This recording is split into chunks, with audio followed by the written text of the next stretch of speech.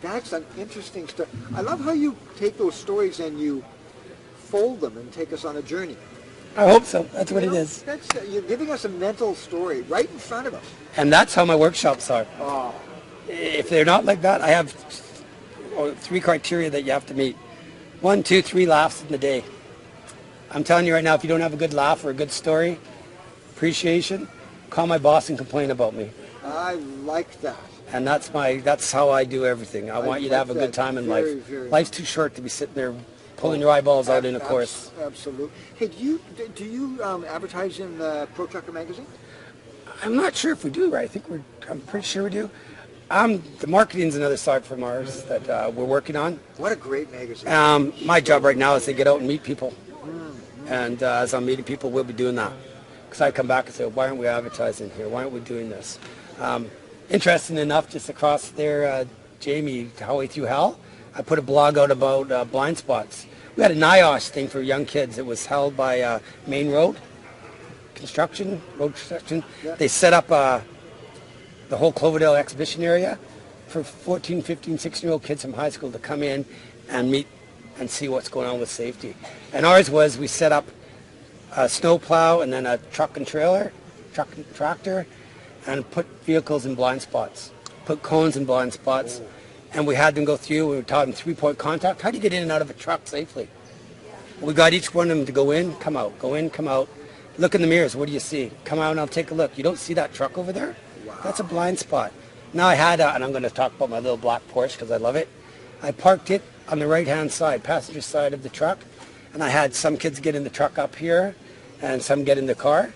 So they got the appreciation how big these vehicles are. Yeah. And the ones in the driver of the truck don't see the people in the car. The car's not there.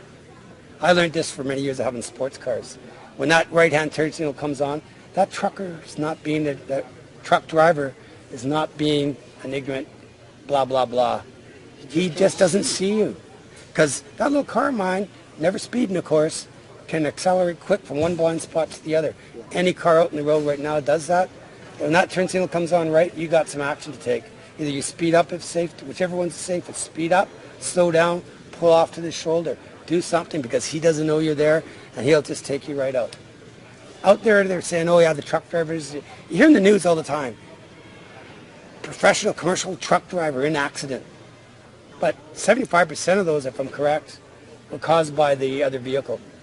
So we hear in these big news things about, and people say the idea that, oh, it's those darn truck drivers again. Yeah, they're sensationalized. They're sensationalized.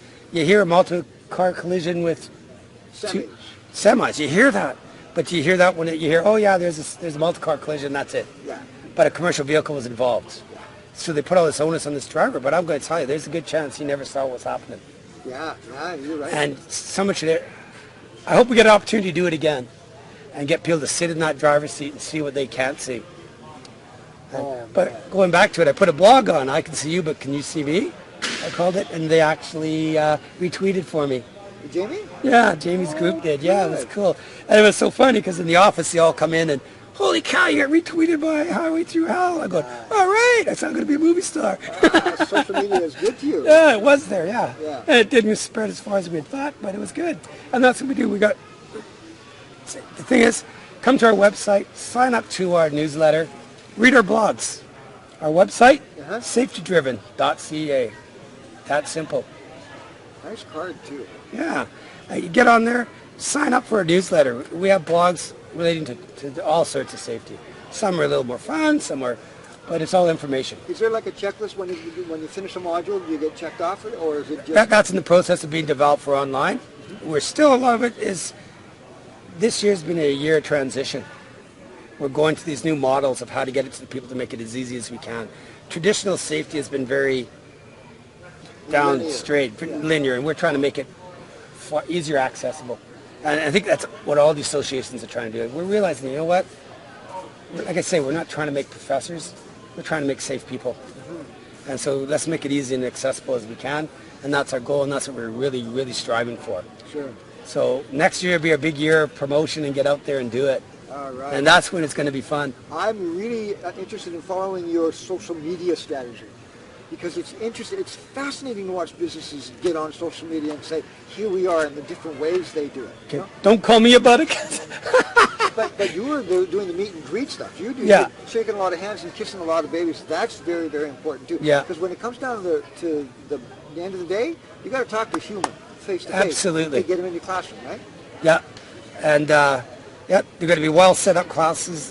Right now they're just being developed. Come September, I hope it hits the road and people are going to come out. Oh, fantastic. Because if you come out, I guarantee you're going to have a couple laughs and you're going to learn something. I'll bet. And if you don't, it was so good having you on the show. I hope so. Enjoyed this podcast, did you? I hope so. I'm going to see how many times I stumble. Oh no, you did phenomenal.